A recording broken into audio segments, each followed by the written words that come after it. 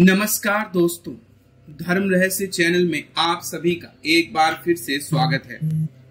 आज हम लोग 16 सोमवार के व्रत की विधि और उसकी कहानी के विषय में जानकारी प्राप्त करेंगे, जिसकी मांग एक साधिका के द्वारा की गई थी और बहुत सारे लोग 16 सोमवार व्रत करना चाहते हैं, तो उनके लिए यह वीडियो महत्वपूर्ण होने वाला है। तो आइए जानते हैं। सबसे पहले हम लोग जानते हैं कि 16 सोमवार व्रत का जो महत्व है वो कथा के रूप में हमें कैसे प्राप्त होता है।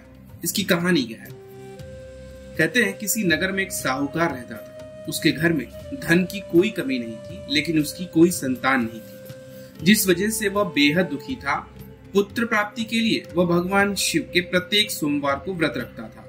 पूरी श्रद्धा के साथ शिवालय में जाकर भगवान शिव और माँ पार्वती जी की पूजा करता था। उसकी भक्ति देखकर माँ पार्वती एक दिन प्रसन्न हो गई और उन्होंने भगवान शिव से उस साहूकार के मनोकामना को पूर्ण करने का निवेदन किया। पार्वती माता की इच्छा को सुनकर भगवान शिव ने कहा, हे पार्वती, संसार में हर प्राणी को उसके कर्म के अनुसार ही फल मिलता है और जिसके भाग्य में जो हो उसे वही भोगना पड़ता है। लेकिन पार्वती जी ने साहूकार की भक्ति की मान को रखने के लिए उसकी मनोरथ को पूर्ण करने की इच्छा जताई।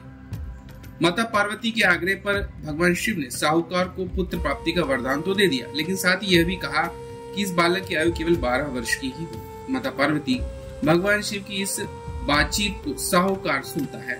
उसे ना तो इस बात की खुशी थी और ना ही गम। वह पहले की भांति शिव की ही पूजा करता रहा। कुछ समय के उपरांत साहूकार के घर एक पुत्र का जन्म हुआ। जब वह बालक 11 वर्ष का हो गया तो उसे पढ़ने के लिए काशी भेज दिया गया। साहूकार ने पुत्र के मामा को बुलाकर उसे बहुत सारा धन दिया और कहा कि तुम इस बालक को काशी विद्या प्राप्ति के लिए लेकर जाओ और मार्ग में यज्ञ कराओ। जहाँ भी यज्ञ कराओ वहीं पर ब्राह्मणों को भोजन कराते और दक्षिणा देते हुए जाना। दोनों मामा भांजे इसी तरह यज्ञ कराते, ब्राह्मणों को दान दक्षिणा देते, काशी की ओर चल पड़े। रास्ते में एक नगर पड़ा, जहाँ नगर के राजा की कन्या का विवाह था। लेकिन जिस राजकुमार से उसका विवाह होने वाला था वह एक आंख से काना था। राजकुमार के पिता ने अपने पुत्र के काना होने की बात छुपाने के लिए एक चाल को सोचा। साहूकार के पुत्र को देखकर उसके मन में एक विचार आया। उसने सोचा, क्यों ना इस लड़के को दूल्हा बनाकर राजकुमारी से विवाह करा दूं। विवाह के बाद इसको धन देकर विदा कर दूंगा और राजकुमारी को अपने नगर ले आ जाऊंगा। लड़के को दूल्हे का वस्त्र पहनाकर राजकुमारी के साथ विवाह कर दिया गया। लेकिन साहूकार का पुत्र एक ईमानदार शख्स था। उसे यह बात न्याय संगत नहीं लगी। उसने अवसर पाकर राजकुमारी की चुन्नी की पल्ले पर लिखा, तुम्हारा विवाह मेरे साथ हुआ है, लेकिन जिस राजकुमार के संग तुम्हें भेजा जाएगा वह एक आंख से काना है। मैं तो काशी पढ़ने जा रहा हूँ। जब राजकुमारी ने चुन्नी पर लिखी हुई बातें पढ़ी तो उसने अपने माता पिता को यह बात बताई। राजा ने अपनी पुत्री को विदा नहीं किया, जिससे उसकी बारात वापस चली गई। दूसरी ओर साहूकार का लड़का और उसका मामा काशी पहुंचे। वहां जाकर उन्होंने यज्ञ किया। जिस दिन लड़के की आयु 12 वर्ष की हुई उसी दिन यज्ञ रखा गया। लड़के ने अपने मामा से कहा, मेरी तबीयत कुछ ठीक नहीं लगती। मामा ने कहा, तुम अंदर जाकर सो जाओ। शिव जी के वरदानुसार कुछ ही क्षणों के बाद उस बालक के प्राण निकल गए। मृत भांजे को देखकर उसके मामा ने विलाप करना शुरू कर दिया। संयोगवश उसी समय माँ पार्वती और भगवान शिव उधर से जा रहे थे। पार्वती माँ ने भगवान से कहा, प्राणनाथ, मुझे इसके रोने का स्वर सहन नहीं हो रहा। आप इस व्यक्ति के कष्ट को अवश्य दूर करें। जब शिव जी मृत बालक के समीप गए तो उन्होंने बोले कि यह तो उसी साहूकार का पुत्र है जिसे मैंने 12 वर्ष की आयु का वरदान दिया। अब इसकी आयु पूरी हो चुकी है। लेकिन मातृभाव से विभोर माता पार्वती ने कहा, हे महादेव, आप इस बालक को थोड़ी और आयु देने की कृपा करें, अन्यथा इसके वियोग में इसके माता पिता भी तड़प तड़प कर मर जाएंगे। माता पार्वती के आग्रह पर भगवान शिव ने उस लड़के को जीवित होने का वरदान दिया। शिव जी की कृपा से वह लड़का जीवित हो गया। शिक्षा समाप्त करके लड़का मामा के साथ अपने नगर की ओर चल दिया। दोनों चलते हुए उसी नगर में पहुंचे जहाँ उसका विवाह हुआ था। उस नगर में भी उन्होंने यज्ञ का आयोजन किया। उस लड़के के ससुर ने उन्हें पहचान लिया और महल में ले जाकर उनकी आवाभगत की, अपनी पुत्री को विदा किया। इधर भूखे प्यासे रहकर साहूकार और उसकी पत्नी बेटे की प्रतीक्षा कर रहे थे। उन्होंने प्रण ले रखा था कि यदि उन्हें अपने बेटे की मृत्यु का समाचार मिलेगा तो वह भी प्राण त्याग देंगे। परंतु अपने बेटे के जीवित होने का समाचार पाकर वह बेहद प्रसन्न हुए। उसी रात भगवान शिव ने व्यापारी के स्वप्न में आकर कहा, हे श्रेष्ठी, मैंने तेरे सोमवार के व्रत करने और व्रत कथा को सुनने के कारण प्रसन्न होकर तेरे पुत्र को लंबी आयु प्रदान की है। जो कोई सोमवार का व्रत करता है या कथा सुनता है या पढ़ता है, उसके सभी दुख दूर होते हैं, मनोकामनाएं पूर्ण होती हैं और लंबी आयु प्राप्त होती है। तो हम यहाँ पर मैं साधारण बातें सोमवार के व्रत पूजा विधि की बताऊंगा, और इसका अगर आपको पीडीएफ चाहिए तो एक पूरा पीडीएफ मैंने अपने टेलीग्राम ग्रुप में अपलोड कर दिया है। आप वहां से उसे डाउनलोड कर सकते हैं। पूरी पीडीएफ बुक है सोमवार व्रत की कहानी के साथ में, उसमें साथ ही साथ पूजन की विधि भी बताई गई है, वो आप वहां से डाउनलोड कर लीजिएगा। तो अगर आपको यह साधना करनी है तो गाय के कच्चे दूध को शिवलिंग पर अर्पित करना चाहिए।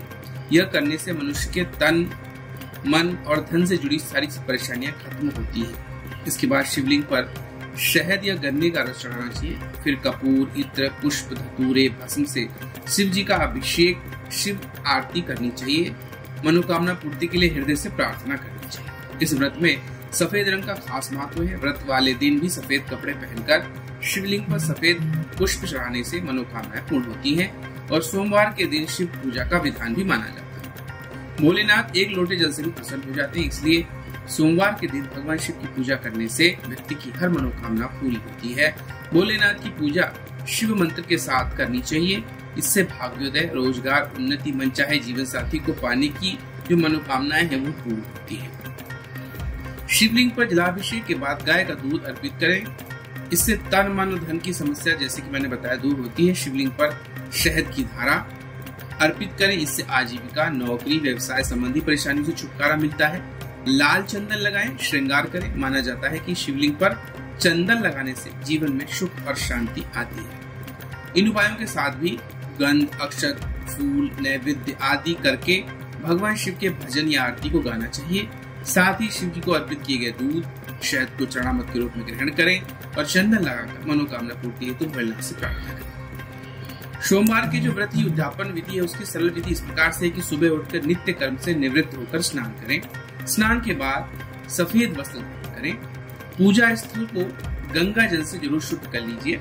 पूजा स्थल पर केले के 4 खंबे के द्वारा चौकोर मंडप को बना लीजिए। चारों ओर से फूल और बंधनवार आम के पत्तों से उसे सजा लीजिए। पूर्व की ओर मुंह करके आसन पर बैठ जाएं। साथ में पूजा सामग्री को भी रख लीजिए। आटे या हल्दी से रंगोली बना लीजिए। उसके ऊपर चौकी या लकड़ी के पटरे को मंडप के बीच में रख लीजिए। इसके बाद चौकी पर साफ और कोरा सफेद वस्त्र बिछा लीजिए। उस पर भगवान शिव और माता पार्वती की प्रतिमा या फोटो को स्थापित कीजिए। शिवलिंग अगर है तो अच्छी बात है। उसके सामने ही चौकी पर किसी पात्र में रखकर चंद्रमा को भी स्थापित करें। सबसे पहले शुद्ध करने के लिए पवित्रीकरण की प्रक्रिया, बाकी जो भी चीजें हैं वो सारी आपको करनी है। और जो मैंने पीडीएफ आप लोगों के लिए उपलब्ध कराया है वो टेलीग्राम ग्रुप है। उसका लिंक मैं इस वीडियो के नीचे डिस्क्रिप्शन बॉक्स में दे दूंगा। वहां से आप क्लिक करके जो है टेलीग्राम ग्रुप को ज्वाइन कीजिए और उसमें जो पीडीएफ मैंने डाला है उसे यूज कीजिए और उसके सारी जानकारी लीजिए कि कैसे इसकी कथा है और साथ ही साथ इसको किस विधि से, किस प्रकार से सरल तरीके से किया जा सकता है। इसके अलावा आप लोगों के लिए भगवान शिव का सोमवार के व्रत से संबंधित यह भजन प्रस्तुत करता हूं। आशा है आप सभी लोग इसका आनंद लेंगे। आप सभी का दिन मंगलमय हो। जय मां पराशक्ति।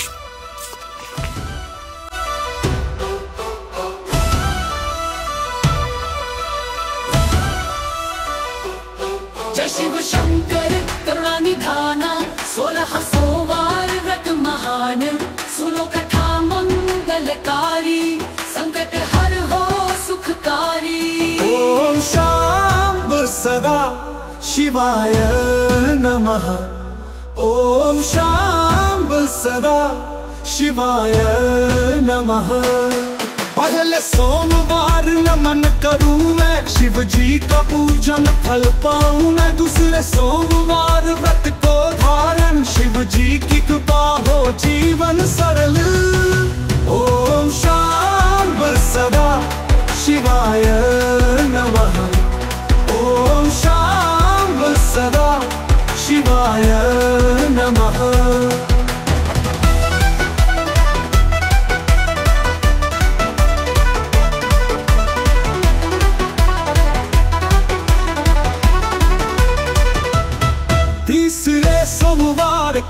सुनाऊं, भोलेनाथ की महिमा गाऊं।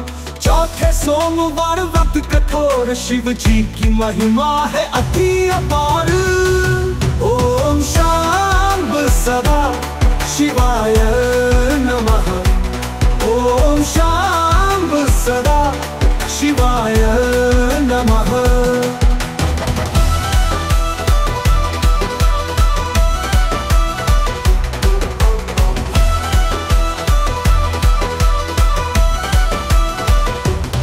पांचवें सोमवार श्रद्धा से पूजा, शिव जी की कृपा हो अद्भुत सृजन। छठे सोमवार व्रत में ध्यान, शिव जी की भक्ति हो अति महान। ओम शांब सदा शिवाय नमः। ओम शांब सदा शिवाय नमः।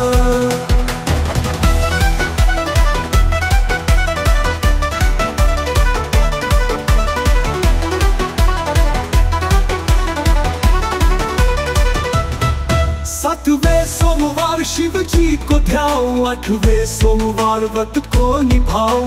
नवां सोमवार कथा करूं याद, 10वें सोमवार शिव जी का ध्यान। ओम शांब सदा शिवाय नमः। ओम शांब सदा शिवाय नमः।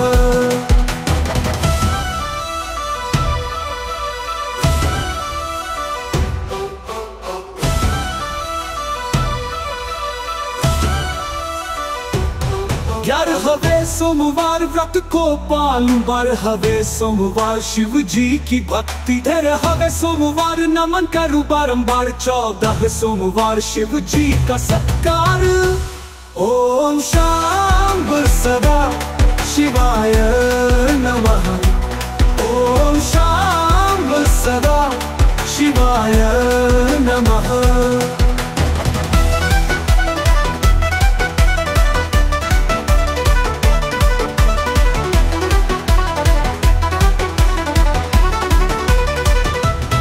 पंद्रहवें सोमवार व्रत को पूरा, शिव जी की महिमा हो अति ऊंचा। 16वें सोमवार कथा का पारायण, शिव जी का आशीष सदा हो विद्यमान। ओम शांब सदा शिवाय नमः। ओम शांब सदा शिवाय नमः।